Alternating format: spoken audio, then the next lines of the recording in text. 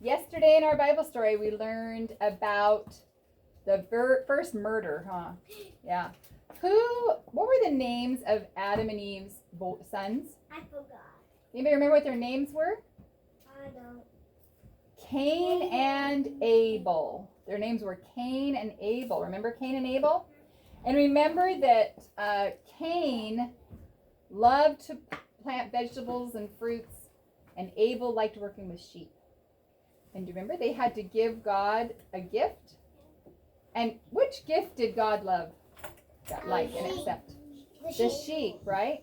God accepted the sheep. Yeah, Abel. But he didn't accept Abel's gift because Abel's gift was given in pride. And it wasn't because he was praising God. It was because he was saying, look how good I am, right? So how did that make Cain feel? Jealous, right. And he was angry and jealous. So what did he do to his brother? Kill him. He killed him. And then God punished him by sending him away so he couldn't live with his family anymore. Remember that? Well, years and years passed. Now, do you think Adam and Eve had any more children? No. Yes. They did. Oh, yeah. In fact, they had lots and lots and lots of children. Yeah. They had so many children that there began to be lots and lots of people all over the world. And they had many children and grandchildren, great-grandchildren, great-great-grandchildren, because people in those days lived to be very old, like 700 and 800 years old. Isn't that amazing? So little by little, there were more and more people all over the world, and they lived all over. They had lots of kids and everything, but little by little, they totally forgot about God's rules and how God wanted them to live, and they started living very selfish lives, and they only wanted to please themselves. And then pretty soon, when they were living very selfish lives, they became very mean, and then they would be angry, and they would fight each other, and they started becoming very evil. And so little by little, more and more people became evil until finally almost everybody in the whole world was evil. They chose to disobey God instead of choosing to obey him. And that made God pretty sad. He was hoping that when he created man, that everybody would love him. But he didn't make us do it. He didn't make us a puppet. He wants us to have a choice. And all those people chose to disobey God. And things just kept getting worse and worse and worse. And one day, God said, you know what? I think I'm going to start over. I'm going to destroy all of those evil people and start over with somebody that's good. And there was one man out of all of the people. There was only one that was actually a good man that loved God. Yes, Moses.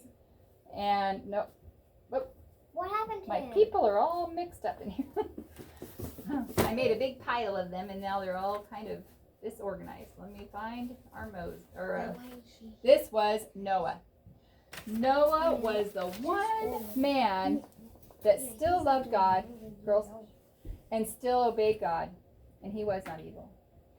And so God decided to save Noah, and he actually spoke with Noah. He said, he told Noah his plan. He said, I am going to destroy the world.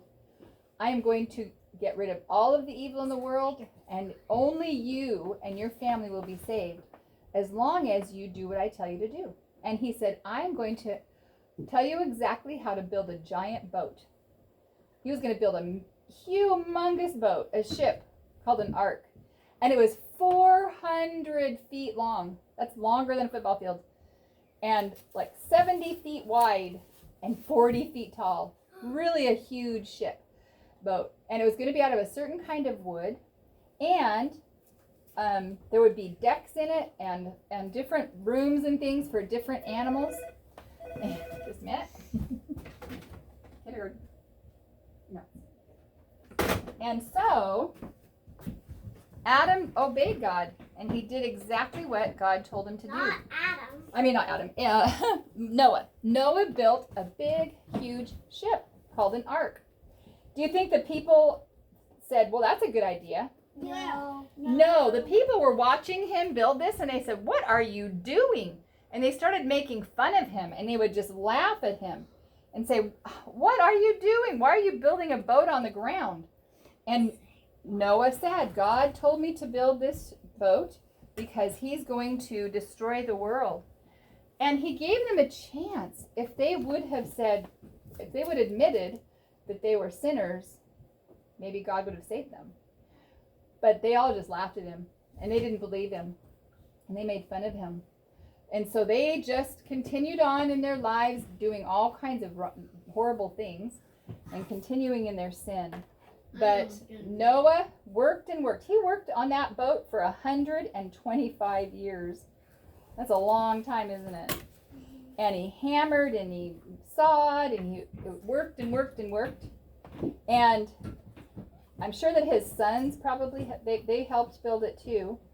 But finally, they were finished building the boat, the ark. And it was time for Noah and his family to go in. So they went in the boat, and then they waited. And while they were waiting, because God said he was going to bring this rain, but there was no rain.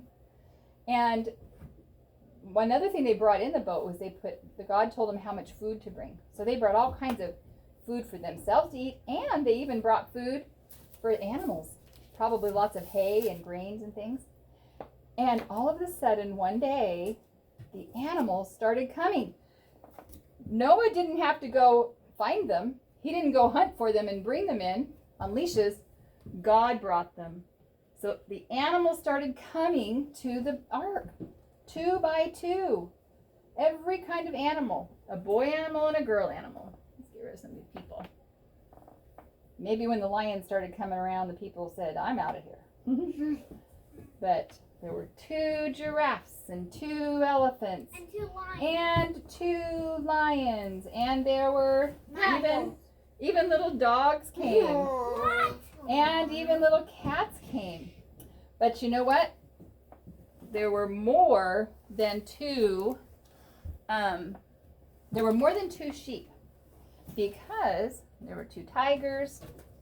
A lot of sheep came because they didn't only have 2 sheep. They were going to use some of those sheep for food and for sacrifices to God. And so little by little, all the animals came. And the door was open still. And there was a ramp. And they would come walking up the ramp into the ark. Noah didn't have to get them. Who do you think brought the animals? Jesus. God did. God told them where to go. God directed them. And they all... How did the giraffe fit in? It was a huge ark. The giraffe would just have to put its head down, right, to get in. But it was such a big boat, they all fit. All those animals fit. So I'm sure that I wonder what the people thought as the animals were coming. Maybe then they started going, this is interesting. I'm sure they didn't see anything like that before. And so God brought all animals, even all kinds of birds came in and flew in, ready to go. What is that kind of So, bird? it was God that called the birds to come even. And they came 2 by 2. And God was using Noah to save all of the animals and his family. And so we'll find out what happens once the animals all get in the ark next time.